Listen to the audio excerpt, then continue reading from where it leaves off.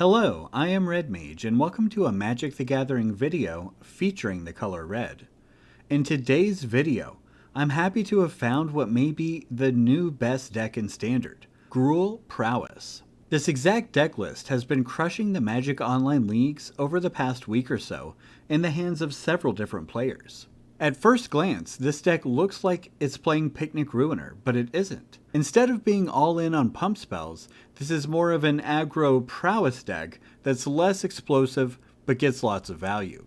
There are only two actual Prowess creatures, Monastery Swiftspear and Fugitive Codebreaker. Codebreaker is essentially taking the slot that would be occupied by Picnic Ruiner, and it's a more consistent choice. It has haste, benefits from any non-creature spell, and can be a source of enormous card advantage. But we also have Questing Druid, which grows with each spell we cast, Cacophony Scamp, which goes great with pump spells, Feldon, which can attack into larger blockers, and Kumano, which both triggers prowess and grows our creatures. We have a couple of incredible pump spells in Ancestral Anger and Monstrous Rage. Crucially, both cards give trample. The trample is what makes this deck good. Without it, this deck would be unplayable, as you'd get chump blocked into oblivion by Boros decks. We have removal in Play with Fire and Witchstalker Frenzy. And finally, we have Case of the Crimson Pulse for extra card advantage. Notice that Questing Druid is the only green card in the deck, and it's here at least as much for its Seek the Beast side as the actual creature. This allows us to play a much more streamlined mana base, with only Copperline Gorge and Karplusan Forest as green lands. No Rockfall Vales or Thran Portals here. I played the main deck without changes in Best of 1 at the end of the February season. I found that some changes were needed for the Best of 1 metagame, and switched out a few main deck cards for some choices in the sideboard. This is what my version for Best of 1 looks like. I cut 2 Witchstalker Frenzy and 1 Case of the Crimson Pulse for 2 Urabrask's Forge and 1 End the Festivities. It makes sense for a best of 3 version to have 4 Frenzy in the main deck. Best of 3 is much more populated by mid-range decks. There are a lot more Shieldreds, Raffines, Dinics, and such. And it's not like it's bad against Mono Red or Boros. But it is a pretty big liability against blue-white control, and control is much more popular than mid-range in Best of 1.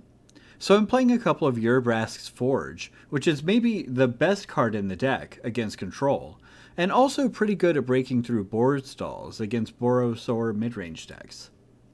Case of the Crimson Pulse is a very powerful card, but Forge is at least as good against control, and Case can be way too slow against Mono Red, so I trimmed 1.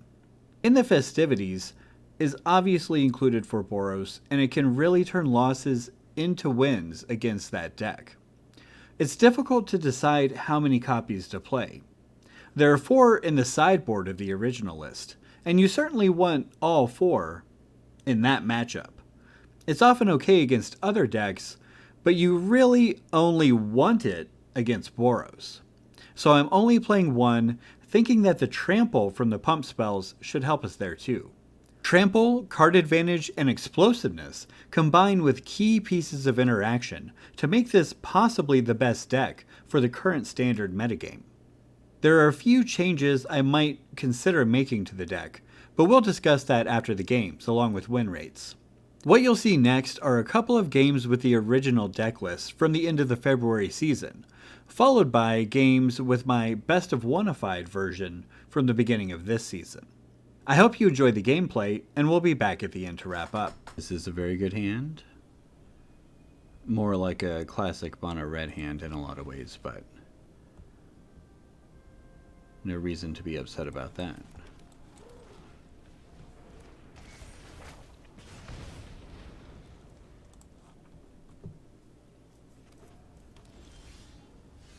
Okay. Well, we definitely want to play the Feldon here. It gets around cut down.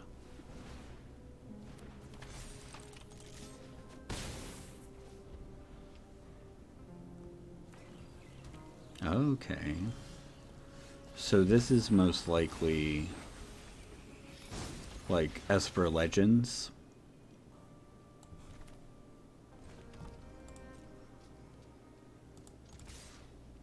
I'm gonna hold back the Codebreaker for now. Okay.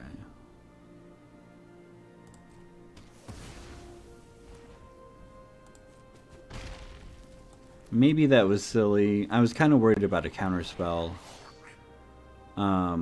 I'm still gonna hold it back. I mean, maybe that's dumb. It seems unlikely deck playing Plaza of Heroes would be playing Temporary Lockdown.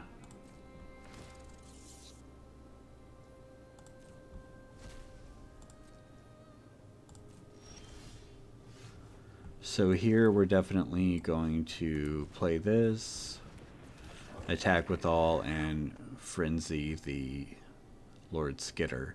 Or are we? Do we maybe just Monstrous Rage whatever it blocks? It'd be a 2-for-1 is the problem. Even Codebreaker wouldn't it only get up to 3 toughness.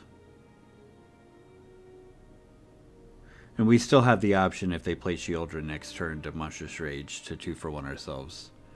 So yeah.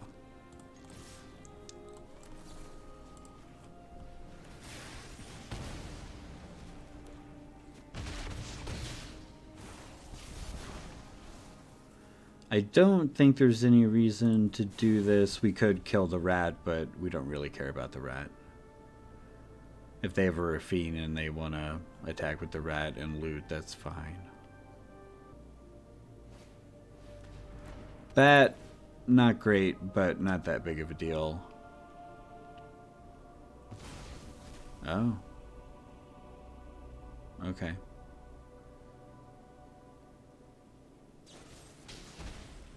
Yeah. I mean, we just have it wrapped up, though.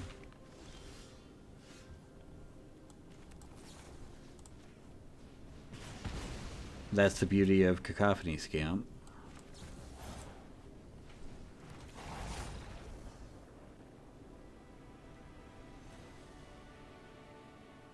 I'm not sure we can keep this hand. Just doesn't seem... I mean, it just doesn't do does not do anything. This is not the best, but we'll see.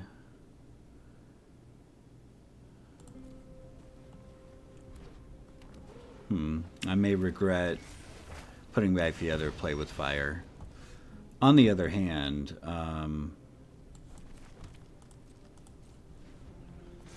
you know, with the Kumano, they might not have good targets for it anytime soon. Well, they do.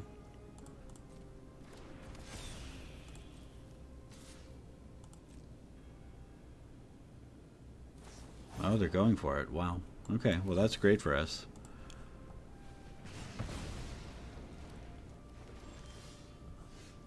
So next turn we've got second Fugitive plus Ancestral Anger. Or Monstrous Rage, depending on the exact situation.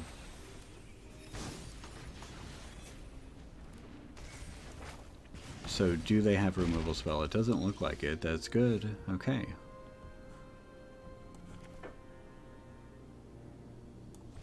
So we definitely want to do that plan. Ancestral Anger. Draw the card. There's a good chance we can win next turn.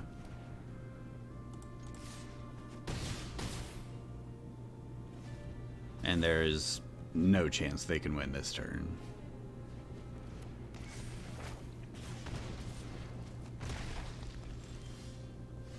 Well, that's a poor draw, but might it be good enough? Maybe.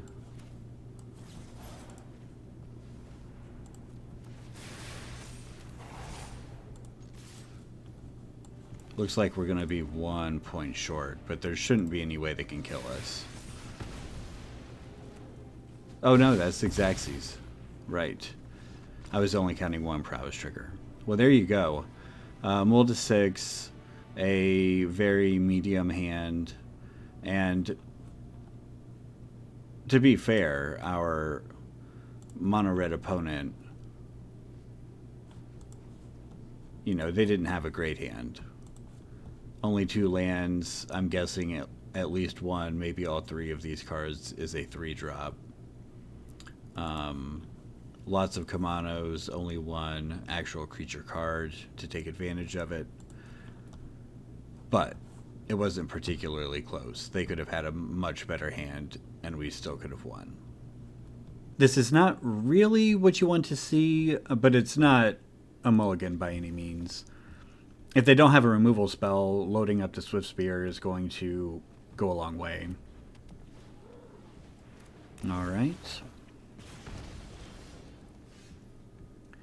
So, theoretically, we could consider not exposing the Swiftspear to a play with fire, given that our hand is terrible without a creature. Oh. So they almost certainly have a lightning strike.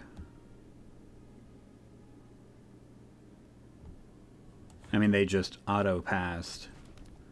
We could attack, do nothing, and maybe they're scared they don't cast it until end step. We deal 1 damage, and then it dies. That doesn't really... We're still in a terrible situation against Godric or a Squee. Presumably they have to have one of those 2 if they don't have a 2-drop. Or a 1-drop to cast. I think we have to Ancestral Anger. Hope either they let the Prowess trigger resolve before they Lightning Strike, or they only have a play with fire and they're just being absurdly risky. I mean, I guess it does get up to 4. Never mind, that was... Ooh. Rusty on my math.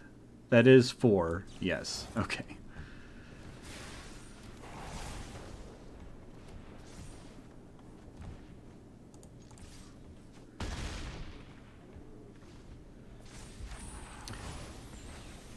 You would think I'd remember that Monstrous Rage was +2 toughness, but whatever.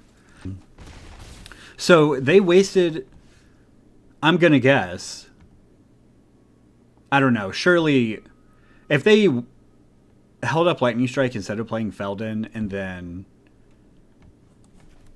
Wow.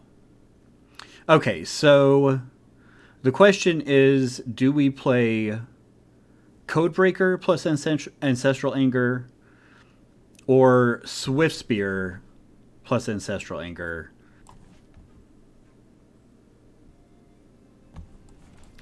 We're going to have a lot of instants and sorceries in our graveyard. So I think we do this. Well, that is kind of the perfect draw.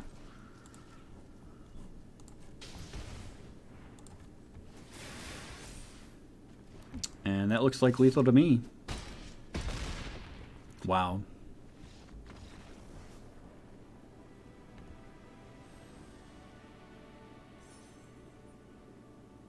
Okay, this is a very good hand. We'll need to draw a land. Preferably one that makes green, but at the moment it doesn't matter.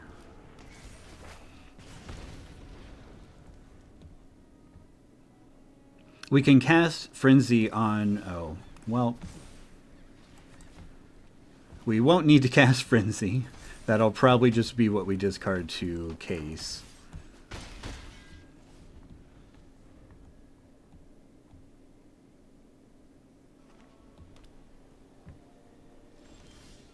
And we whiff on our land. So I don't think there's any value in playing the Swiftspear. It just exposes us too much to a Wrath.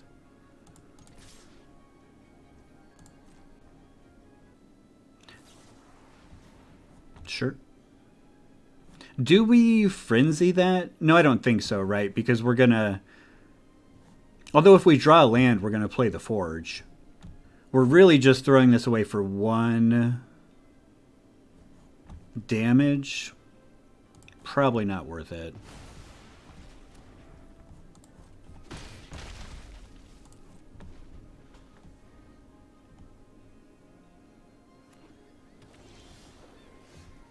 Yikes.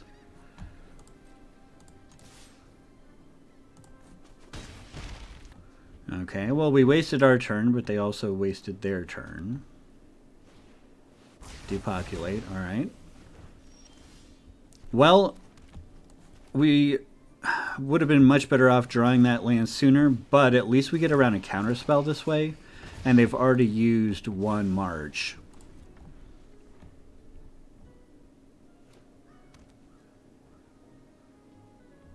At this point, yeah. Alright, well, we're definitely playing Swiftspear into case here. It's a window around a counterspell, and we get a trigger from the Swiftspear anyway. Another forge is exactly what we want. Okay, so nobody's playing Make Disappear anymore, right? In a straight-up blue-white control deck. They're playing 4 mana leaks and maybe a Dissipate or 2. So I don't think there's any reason to play the Forest instead of the Gorge here to play around Make Disappear. All right, here we go. Okay.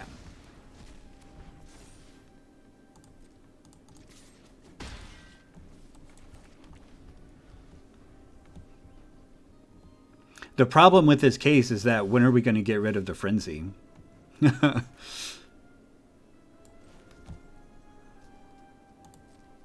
I guess it could be this turn if they... I'm going to go ahead and fire this off. If they have a Wandering Emperor, we can Frenzy the Swiftspear to get empty-handed and prevent the life gain. There we go. I am the Emperor of Kamigawa, and I will protect my people.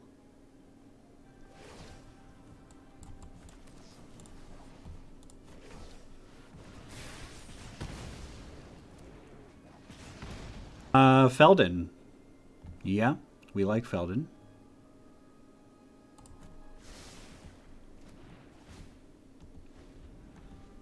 All right, we have an active case. They've got to take care of that, otherwise we completely destroy them with card advantage. And we've got a Feldon. Okay. Well, if they're doing that, it means there are a lot of other things they're not doing. They can't go land Farewell, for example. And they can't march the case without 2-for-1ing themselves. Our swords will cross again. May your blades strike true. Okie dokie.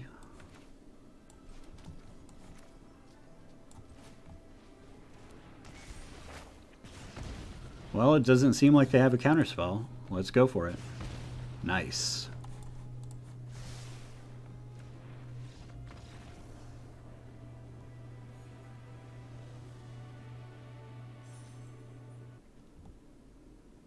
All right, this is not an explosive hand, but it's certainly not a terrible one.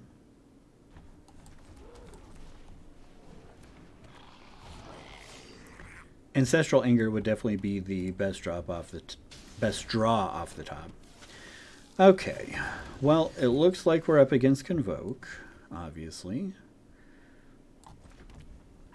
So we're going to save this End the Festivities for at least another turn. We don't want to trade our Scamp with an Epicure.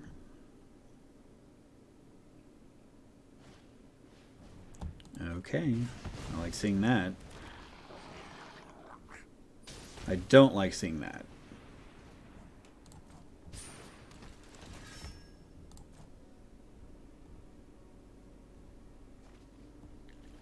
Yeah.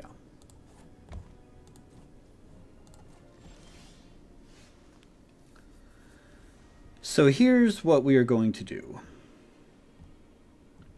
We're going to attack first. If they block, we can finish their entire board with End the Festivities and Play with Fire on the night. All right.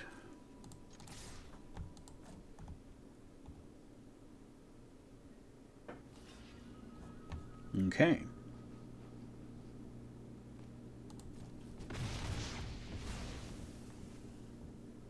So the End the Festivities and the Play with Fire will finish the night so we can target the opponent with the trigger.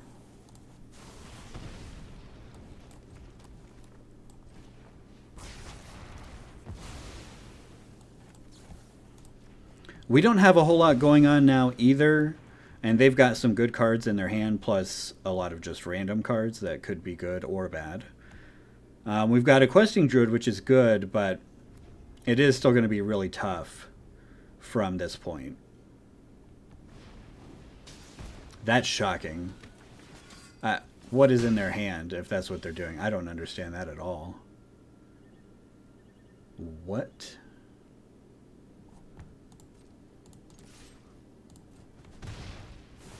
I wonder what that accomplishes.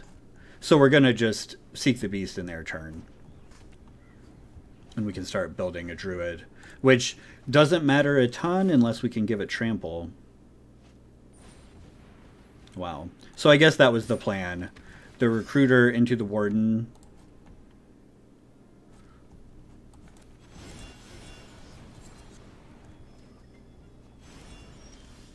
Okay, okay. So what can we do this turn? Can we do everything? We have 5 mana. We cannot do everything. I want to get the cards off of this, but I just don't think we can. So we... Oh no, we're not going to... Dang. We won't have enough mana because the Druid can't attack.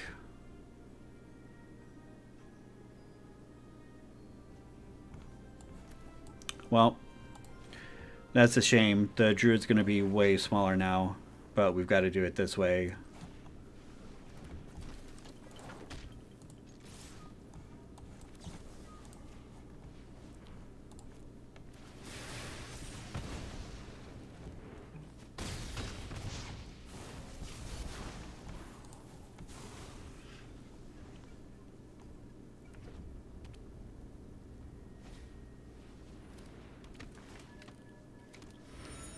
The problem there is we can't play the Druid and both the Codebreaker and the Witchstalker Frenzy in the same turn.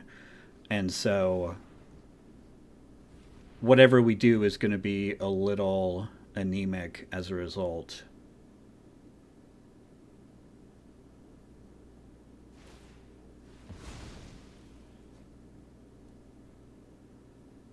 So in that spot you can... tap the clue to activate the Warden and sacrifice it on the same turn if you're ever in that situation. You want to activate the other one? You've got the creatures. No. Yeah, so we've got nothing here. Nothing at all. We can't even Druid and Sokenzan. Well, it is what it is.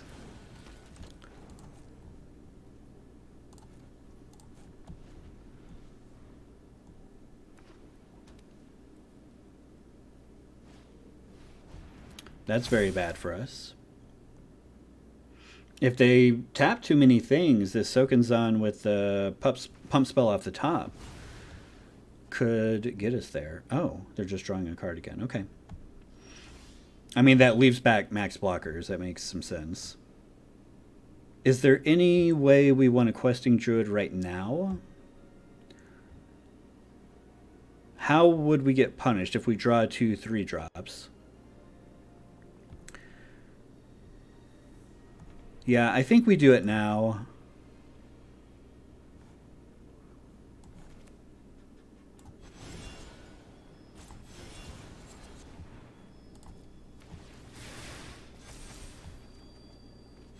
That's pretty good. Is there a way for them to block and survive? I don't think so, right? Because the Scamp's just going to do it. Okay. So it doesn't really matter how we do it. As long as we Monstrous Rage the Scamp, then they just die.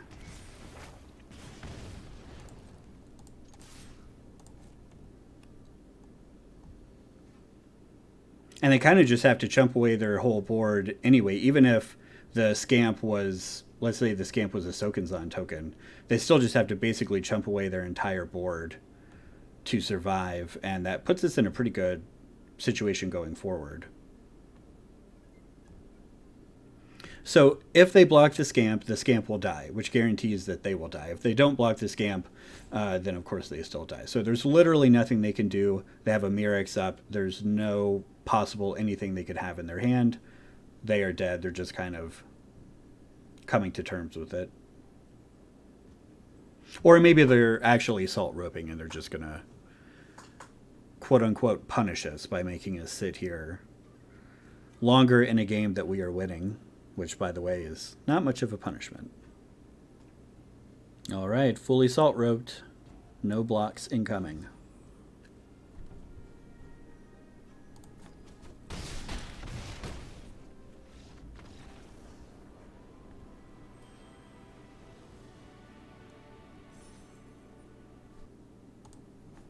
So you kind of saw what this deck can do. Obviously, we are lucky to draw our one of in the festivities, but that's why it's in the deck. The whole purpose of putting a one of in the festivities in the deck is to have situations like that we can, because we're not winning this game otherwise. Just to be clear, there is a 0% chance, well, it's got to be sub 1% chance anyway, that we win this game without that in the festivities. We maybe, like top deck God draws, but even then, I don't think it's fast enough to like pump up the Scamp and then kill them all in one turn from like 16 or something like that. But they got Imodane's Recruiter off of their Knight Errant. If we didn't have the in the festivities and they have like whatever they had, 4/1/1s, I think, there's just no way we win that game. The next turn they Imodane's Recruiter and they're attacking for 8, 11, 16 on that turn and then just finish this off the next turn. There's really no way that we get out of that without in the festivities. The pain lands are scary, but this is a very good hand. The choice of what to do on turn 2 is going to be interesting.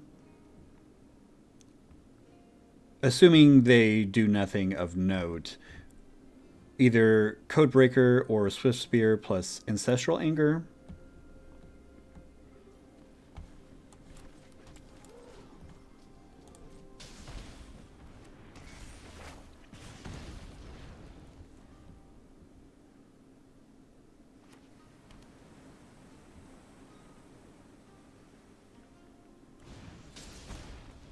Oh. Okay. So here we could Scamp and Swiftspear. That seems like a good option. Get our one non-haste creature out there. And I think we want to pump the Scamp since the Swiftspear has Prowess. And just, you know, we want... The Scamp is the thing you want pumped most of all. Even though we deal 1 less damage this turn, it should be better overall.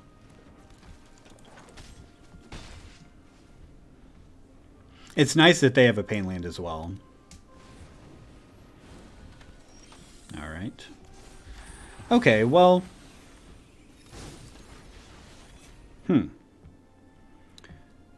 I mean, we just want to pump up our stuff, right? Let's start with the Scamp. This way, whether they block or not, we can kill their Kellen if we decide to. Oh, we'll just Witchstalker Frenzy it. That seems good. We're going to push through so much damage. And next turn, Ancestral Anger plus Play with Fire should be good for whatever they do. Although, what if they play something with Lifelink? We could just Anger the Kumano. This doesn't have Vigilance or anything.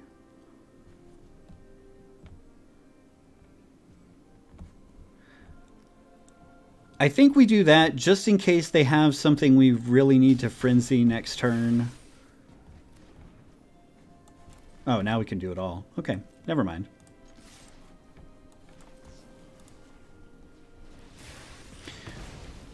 This gets us to the point where I think, yeah, there's no way, no matter what they have, there's no way they're getting out of that. I am curious. I assume this is Naya Legends, but I would be interested to know if it's something different that people are doing, some specific green-white deck I haven't seen yet. And we're back to wrap up.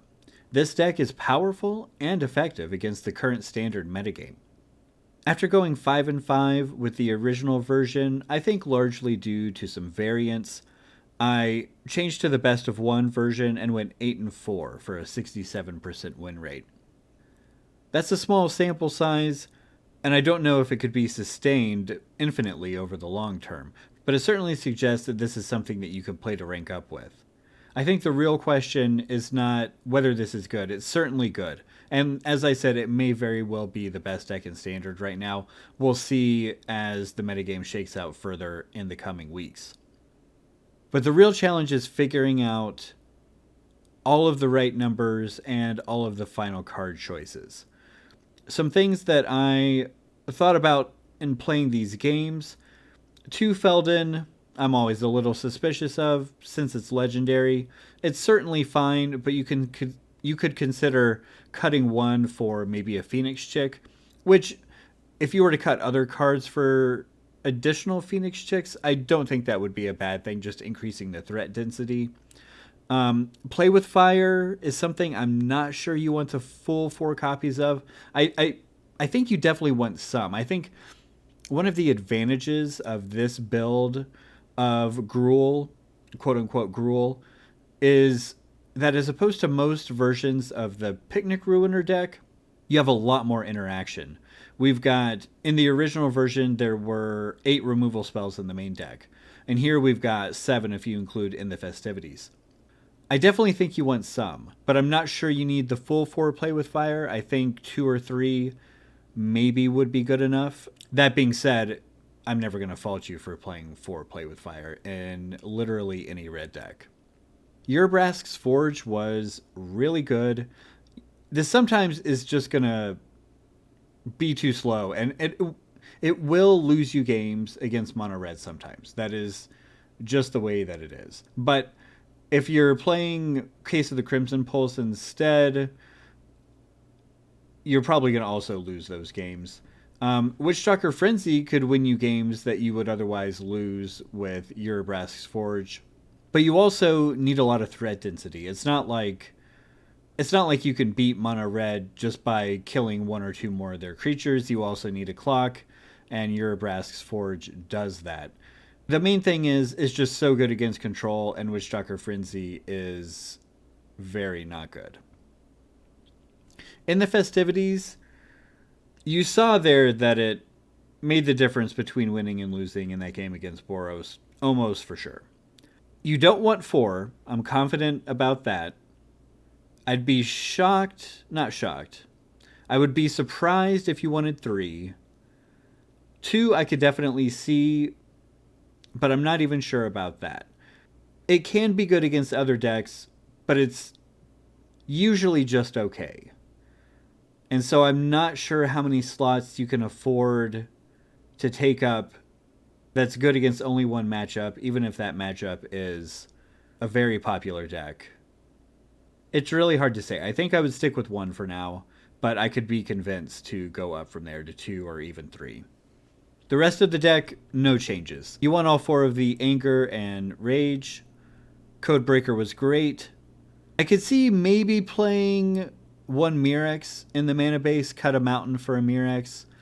You have a lot of 1-drops. They're definitely going to be turns where if you have a Mirrex and it's not the turn it came into play, you're going to want to go like Swiftspear into Ancestral Anger into Monstrous Rage, and you're not going to be able to. So I'm not sure about that, but I could see at least trying it. I would definitely not put a Mishra's Foundry in here.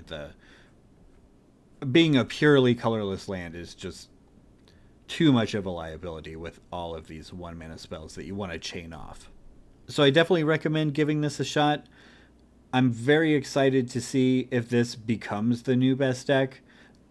It's too early to say, and Standard is so powerful, the decks are so good, that saying that one is the best deck is maybe a little silly anyway. But I am excited to tinker with this and to see what it does. Let me know in the comments if you give it a try and if you make any changes that seem good, and I'll see you in the next one.